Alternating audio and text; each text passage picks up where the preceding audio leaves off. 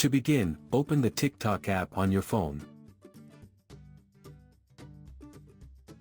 Log into your TikTok account if you haven't already. Then, tap the Inbox tab at the bottom to access your direct messages.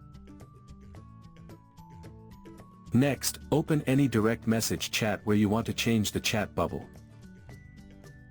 Now, tap the three-dot icon in the top right corner.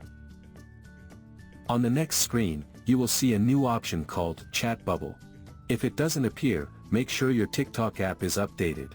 Now, tap on it. Once you are in the chat appearance settings, you will see the Select Bubble Style menu.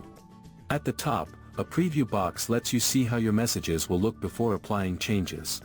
Tap each style one by one to customize your outgoing messages. You can scroll through the grid to explore different designs, and the preview will update instantly as you select each option. Once you have found the style that suits you, simply tap the Save button in the top right corner.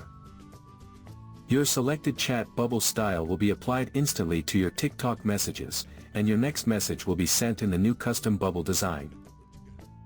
It lets you personalize your chat appearance, so your TikTok messages look more stylish and unique. So that's how you can change chat bubble in TikTok.